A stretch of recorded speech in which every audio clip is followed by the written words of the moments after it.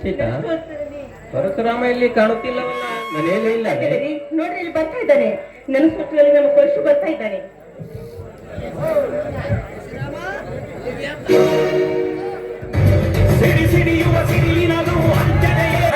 ದೇವಿ ಇಂದು ಹೂವಿನಲ್ಲಿ ಕುತ್ತು ಎಷ್ಟು ನಗುಮುಖದಿಂದ ಇರುತ್ತೀಯಮ್ಮ ತಾಯಿ. ಹಾಗೆಯೇ ನನ್ನ ಕುಟುಂಬದಲ್ಲಿ ಇರುವ ಸದಸ್ಯರನ್ನು ನಿನ್ನ ಹಾಗೆ ನಗುವಂತೆ ಇರುವಂತೆ ಆಶೀರ್ವಾದ ಮಾಡಮ್ಮ ತಾಯಿ. ಅಪ್ಪ ಅಮ್ಮ ಏನು ಮಾಡುತ್ತಿರುವೆ ಮನೆಯಲ್ಲಿ? ಬಾರಪ್ಪ, ನಿನ್ನ ದಾರಿಯನ್ನೇ ಕಾಯುತ್ತಿದ್ದೆವು. ಎಲ್ಲಿಗೆ ಹೋಗಿದ್ದೆ ನೀನು? ಅಪ್ಪ, ಹೊಲಕ್ಕೆ ಹೋಗಿ ನೀರು ಹಾಕಲಿಕ್ಕೆ ಹೋಗಿದ್ದೆ.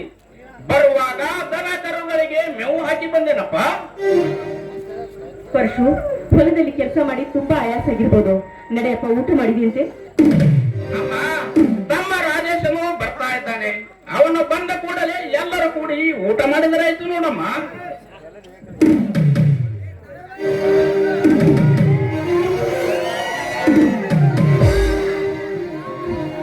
ರಾಜೇಶ, ಈಗ ಬಂದೇನು? ಹೌದಮ್ಮ, ಈಗ ತಾನೂ ಬಂದೆ.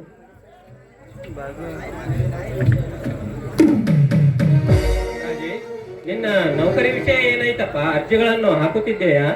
ಅಪ್ಪ, ಅರ್ಜಿಗಳನ್ನು ಹಾಕುತ್ತಿದ್ದೇನೆ. ಪರೀಕ್ಷೆಯನ್ನು ಬರೆದು ಬರೆದು ನನಗೂ ಸಾಕಾಗಿ ಹೋಗಿದೆ. ಈ ರಂಗು ರಂಗಿನ ಜಗತ್ತಿನಲ್ಲಿ ದುಡ್ಡಿದ್ದರೇನೇ ಬೆಲೆ. ಹಾಗೆ ಸರ್ಕಾರ ಸಾವಿರಾರು ಹುದ್ದೆಗಳನ್ನು ಕರೆದರೆ ಅದಕ್ಕೆ ಲಕ್ಷ ಲಕ್ಷ ಜನ ಅರ್ಜಿಯನ್ನು ಹಾಕುತ್ತಿದ್ದಾರೆ. ಅದಲ್ಲದೆ ಸುಳ್ಳು ಪರೀಕ್ಷೆಗಳನ್ನು ನಡೆಸಿ ಆ ಸಾವಿರ ಹುದ್ದೆಗಳಿಗೆ ಲಕ್ಷ ಲಕ್ಷ ಹಣವನ್ನು ಕೊಟ್ಟು ಸರ್ಕಾರಿ ನೌಕರಿ ಪಡೆಯುವಾಗ ನಮ್ಮಂಥವರಿಗೆಲ್ಲಿ ಹೇಗೆ ಸಿಗಬೇಕಪ್ಪ ಸರ್ಕಾರಿ ನೌಕರಿ? ಹೌದು ತಮ್ಮ ರಾಜೇಶ, ವಿದ್ಯಾವಂತರಿಗೆ ಬೆಲೆ ಇಲ್ಲದಂತಾಗಿದೆ ಈ ಆಳುವಾದ ಸಮಾಜದಲ್ಲಿ. ಸರ್ಕಾರದ ನೌಕರಿಯಲ್ಲಿರುವ ದಂಡಪಿಂಡ ಅಧಿಕಾರಿಗಳಿಗೆ ಒತ್ತು ಬುದ್ಧಿ ಕಲಿಸುವ ನಿಷ್ಠಾವಂತ ಅಧಿಕಾರಿ ಆಗಬೇಕಪ್ಪ ತಮ್ಮ ನೀನು. ಅಣ್ಣ, ನ್ಯಾಯಯುತವಾಗಿ ಹೇಗೆ ಬದುಕೆಂದರೆ ಹೇಗೆ ಬದುಕಲಿ ಅಣ್ಣ ಈ ಹಾಳು ಸಮಾಜದಲ್ಲಿ? ಬೇಡಣ್ಣ ಬೇಡ. ಕೋಟಿ ವಿದ್ಯೆಗಿಂತ ಮೇಟಿ ವಿದ್ಯೆ ಮೇಲೂ ಎಂಬಂತೆ ನಾನು ನಿಮ್ಮೊಂದಿಗೆ ಹೊಲದಲ್ಲಿಯೇ ದುಡಿಯುತ್ತೇನೆ ಅಣ್ಣ. ರಾಜೇಶ, ಏನು ಏನು ಮಾತಾಡ್ತಿದ್ದೆ ನೀನು? ಇನ್ನೊಂದು ಸಾರಿ ಅಂತ ಮಾತಾಡಬೇಡ. ನೋಡು, ನೀನು ನೌಕರಿ ಮಾಡ್ಬೇಕು, ಅವನು ನಮ್ಮ ಕಣ್ಣಾರಿ ನೋಡ್ಬೇಕು ಅಂತ ಅದೆಷ್ಟು ಕನಸು ಕಾಣ್ತಾ ಇದ್ದೀವಿ ನೀವು.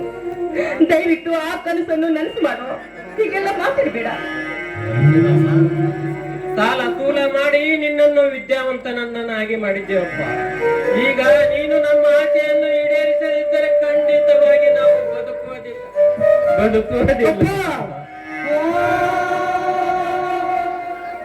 ಅಳಬೇಡಪ್ಪ, ಅಳಬೇಡ. ಸಾಲ ಮಾಡಿ ನನ್ನನ್ನು ವಿದ್ಯಾವಂತರನ್ನಾಗಿ ಮಾಡಿ ಕಾಲೇಜು ಕಲಿಸಿ ನೌಕರಿದಸ್ಥನಾಗುವಂತೆ ಮಾಡಿದ್ದೀರಿ. ನಿಮ್ಮ ಕನಸನ್ನು ನಾನು ಎಂದಿಗೂ ನೆರವೇರಿಸುತ್ತೇನಪ್ಪ, ಎಂದಿಗೂ ನೆರವೇರಿಸುತ್ತೇನೆ. ತುಂಬಾ ಸಂತೋಷವಾಯಿತು ನೋಡಪ್ಪ ಈ ನಿನ್ನ ಮಾತನ್ನು ಕೇಳಿ. ಮಕ್ಕಳಿದ್ದರೆ ಹೀಗಿರಬೇಕು ನೋಡು. ಪರಶುರಾಮ, ರಾಜೇಶನ ವಿದ್ಯಾಭ್ಯಾಸಕ್ಕಾಗಿ ದೇವೇಗೌಡನ ಹತ್ತಿರ 1 ಲಕ್ಷ ಸಾಲ ಮಾಡಿದ್ದೇನೆ. ಅದನ್ನು ಮರಳಿ ಕೊಡುವ ಅವಧಿ ಇನ್ನೂ 1 ತಿಂಗಳು ಬಾಕಿ ಇದೆ. ಅದನ್ನು ಹೇಗಾದರೂ ಮಾಡಿ ತೀರಿಸಬೇಕು ನೋಡಪ್ಪ. ಅಪ್ಪ, ಎಂದಿಗೂ ಸಾಹುಕಾರನ ಹತ್ತಿರ ಸಾಲ ಮಾಡಿ ಅವನ ಕೈಯಲ್ಲಿ ಸಿಕ್ಕಿ ಹಾಕಿಕೊಳ್ಳಬಾರದೆಂದರು. ಸಂದರ್ಭ ಅವನ ಸಾಲದ ಸಂಕೋಲನಲ್ಲಿ ಬಂಧಿಸಲ್ಪಟ್ಟಿದೆ. ಅಪ್ಪ ಅಪ್ಪ, ನೀವೇನು ಚಿಂತೆ ಮಾಡಬೇಡಿ. ಹಗಲು ರಾತ್ರಿ ದುಡಿದು ಆ ದೇವೇಗೌಡನ ಸಾಲವನ್ನು ನಾನು ತೀರಿಸುತ್ತೇನಪ್ಪ. ಪರಶುರಾಮ, ನಿನಗೆ ಇನ್ನೊಂದು ವಿಷಯ ತಿಳಿಸಬೇಕಪ್ಪ.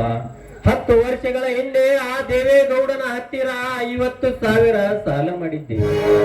ಮರಳಿ ಕೊಡಲು ತಡವಾದ್ದರಿಂದ 10 ಎಕರೆ ಹೊಲವು ತನ್ನ ಹೆಸರಿಗೆ ಬರೆದುಕೊಂಡಿದ್ದನ್ನಪ್ಪ ದುಷ್ಟ ದೇವೇಗೌಡ. ಅಪ್ಪಾಜಿ, ಏನು ಹೇಳುತ್ತಿರುವೆ ನೀವು? ಇದು ಸತ್ಯ. ಆ ದೇವೇಗೌಡನನ್ನು ಎದುರು ಹಾಕಿಕೊಂಡು ಬದುಕಲು ಸಾಧ್ಯವಿಲ್ಲಪ್ಪ ಈ ಊರಲ್ಲಿ.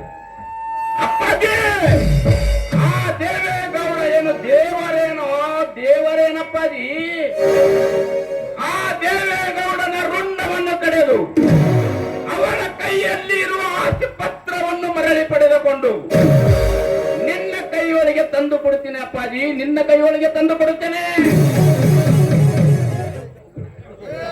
ಅಣ್ಣ, ಆ ದೇವೇಗೌಡ ಬಡವರ ಆಸ್ತಿಯನ್ನು ಕಿತ್ತುಕೊಂಡು ಬಡವರ ಸಾಮ್ರಾಜ್ಯದಲ್ಲಿ ಸೊಕ್ಕಿನ ಶ್ರೀಮಂತರ ಹಾಗೆ ಮೆರೆಯುತ್ತಿದ್ದಾನೆ. ಅದಲ್ಲದೆ ಬಡ ಹೆಣ್ಣು ಮಕ್ಕಳ ಶೀಲವನ್ನ ಹಾಳು ಮಾಡಿ ಅವರನ್ನು ಬೀದಿ ಪಾಲು ಮಾಡುತ್ತಿದ್ದಾನೆ. ಅಪ್ಪ, ಇಷ್ಟೆಲ್ಲ ಮಾಡಿರುವ ಆ ದೇವೇಗೌಡನಿಗೆ ಒಂದು ಗತಿ ಕಾಣಿಸಲೇಬೇಕಪ್ಪ.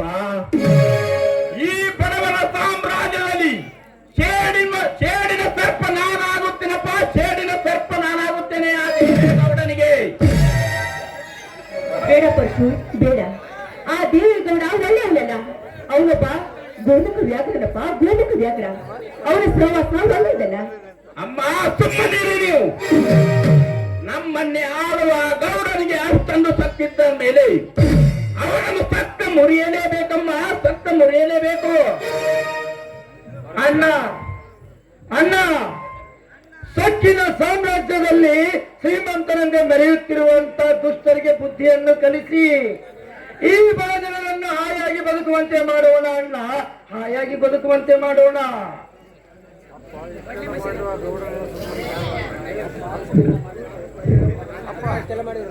ಅಪ್ಪ, ಇಷ್ಟೆಲ್ಲ ಮಾಡಿರುವ ಆ ದೇವೇಗೌಡನಿಗೆ ಒಂದು ಗತಿ ಕಾಣಿಸಲೇಬೇಕಪ್ಪ, ಗತಿ ಕಾಣಿಸಲೇಬೇಕು. ಸಕ್ಕಿನ ಶ್ರೀಮಂತರಿಗೆ ಮೆಕ್ಕಿದ ಹುಲಿಯಾಗಿ ಆ ಗೌಡನಿಗೆ ಸಿಡಿದತ್ತ ಗಂಡು ಹುಲಿಯಪ್ಪ ನಿನ್ನ ಮನ ಪರಶುರಾಮ. ಹೌದಣ್ಣ, ನಾನೇ ಸುತ್ತಳಿಗೆ ಸಕ್ಕಿನ ಶ್ರೀಮಂತನೆಂದು ಮೆರೆಯುತ್ತಿರುವ ಆ ದುಷ್ಟರಿಗೆ ಬುದ್ಧಿಯನ್ನು ಕಲಿಸಿ ಬಡಜನರನ್ನು ಹಾಯಾಗಿ ಬದುಕುವಂತೆ ಮಾಡೋಣ ಅಣ್ಣ. ಮೆಚ್ಚಿದೆ, ಮೆಚ್ಚಿದೆ ಮಕ್ಕಳೇ. ನಿಮ್ಮ ಮಾತುಗಳನ್ನು ಕೇಳಿ, ನಿಮ್ಮಿಬ್ಬರ ಮಾತುಗಳನ್ನು ಕೇಳಿದ್ರೆ ಅದೆಷ್ಟು ಸಂತೋಷ. ಎಂತ ಧೈರ್ಯ ಸ್ಥೈರ್ಯ ನಿಮ್ಮದು. ಈ ನಿಮ್ಮ ಧೈರ್ಯವನ್ನು ನೋಡಿ ನನಗೆ ತುಂಬಾ ಮೆಚ್ಚುಗೆಯಾಗಿದೆ. ಅಷ್ಟೇ ಅಲ್ಲ, ಆ ನೀಚ ಬಡ ಹೆಣ್ಣು ಮಕ್ಕಳ ಮೇಲೆ ಅನ್ಯಾಯ ಮಾಡ್ತಿದ್ದಾನೆ, ಅತ್ಯಾಚಾರ ಮಾಡ್ತಿದ್ದಾನೆ. ಅಷ್ಟೇ ಅಲ್ಲ, ಈ ಊರಿನಲ್ಲಿ ಬಡವರ ಮೇಲೆ ಅದೆಷ್ಟು ಧ್ರುವ ಬೈದಿದ್ದಾನೆ. ಅಂತ ಕಾಮಕರಿಗೆ ನೀವು ಮೆಟ್ಟಿಸುವ ಮಕ್ಕಳು ನೀವು ಆಗ್ಬೇಕಪ್ಪ, ನೀವು ಆಗ್ಬೇಕು. ಅಂತ ಭಟ್ಟ ಗೌಡನಿಗೆ ಒಟ್ಟು ಬುದ್ಧಿ ಕಲಿಸ್ಬೇಕು ನೀವು. ಅಮ್ಮ ಅಮ್ಮ, ಒಂದಿಲ್ಲ ಒಂದು ದಿನ ಆ ದೇವೇಗೌಡನ ರಕ್ತ ಈ ಊಟಹಳ್ಳಿ ಗ್ರಾಮದಲ್ಲಿ ಹರಿಸದಿದ್ದರೆ ನನ್ನ ಹೆಸರು ಪುಂಡ ಹುಲಿ ಪರಶುರಾಮನೇ ಅಲ್ಲಮ್ಮ. ಪರಶುರಾಮ, ದುಡುಕಿ ಯಾವ ಕೆಟ್ಟ ನಿರ್ಧಾರವನ್ನು ತೆಗೆದುಕೊಳ್ಳಬೇಡಪ್ಪ. ಸಮಯ ಸಾಧಿಸಿ ಅವನಿಗೆ ಒಂದು ಗತಿ ಕಾಣಿಸುವಂತೆ.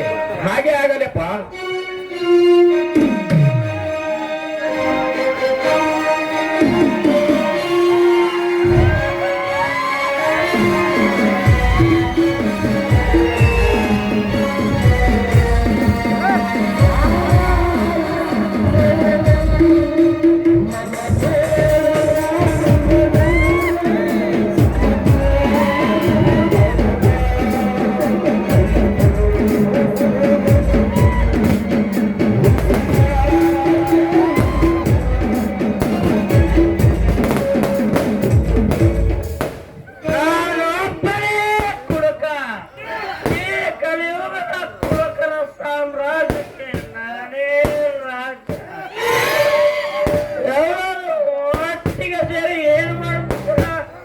ಚಂದ್ರಕಾಂತ, ಕುಡಿಯುವುದು ಒಳ್ಳೆಯದಲ್ಲಪ್ಪ. ಕುಡಿಯುವುದರಿಂದ ನಿನ್ನ ಆರೋಗ್ಯ ಹಾಳಾಗುತ್ತದೆ.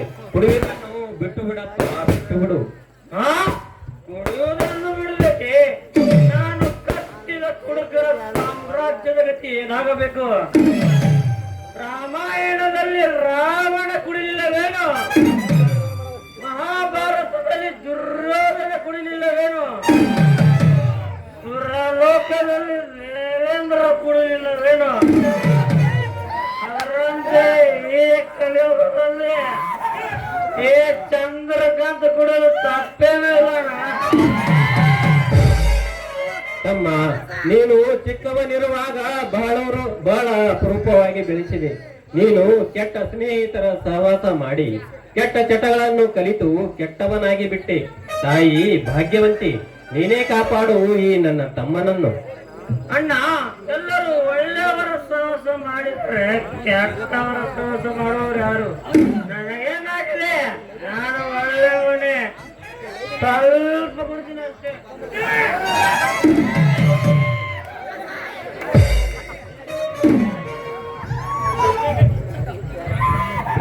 ಚಿಕ್ಕಪ್ಪ, ಕುಡಿದು ಕುಡಿದು ಎಷ್ಟು ಚೆನ್ನಾಗಿದ್ದೀವಿ ನೋಡು.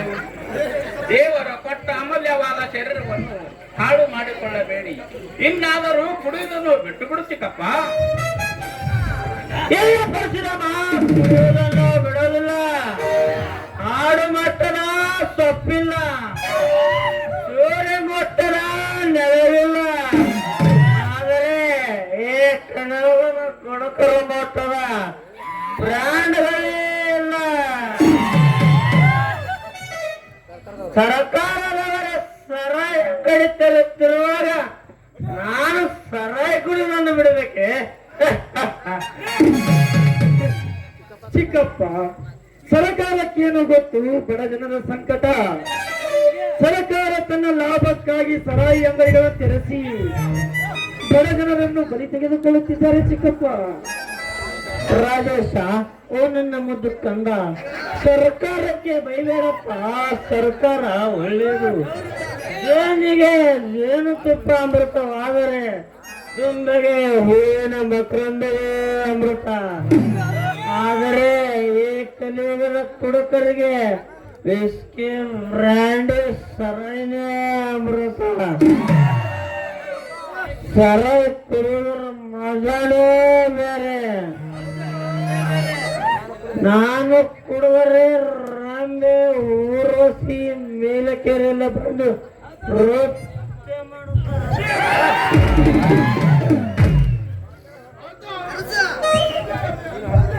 ಚಂದ್ರಕಾಂತ, ಕೋತಿ ತಾನು ಕೆಡುವುದಲ್ಲದೆ ವನವೆಲ್ಲ ಕೆಡಿಸಿತೆಂಬಂತೆ ಕುಡಿದು ನೀನು ಹಾಳಾಗುವುದಲ್ಲದೆ ಈ ಊರಿನ ಜನರನ್ನು ಹಾಳು ಮಾಡಬೇಡಪ್ಪ.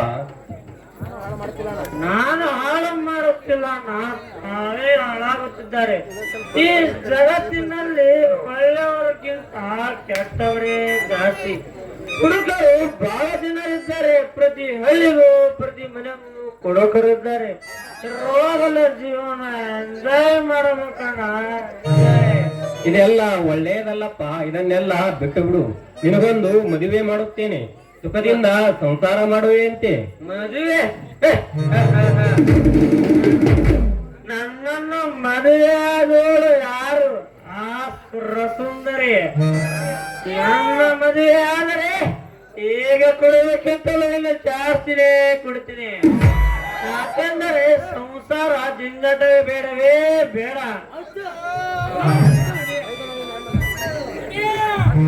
ಮೈದುನ, ನೋಡಪ್ಪ, ನಿಮ್ಮ ಅಣ್ಣ ಹೇಳ್ತಿರುವ ಮಾತನ್ನು ಕೇಳು.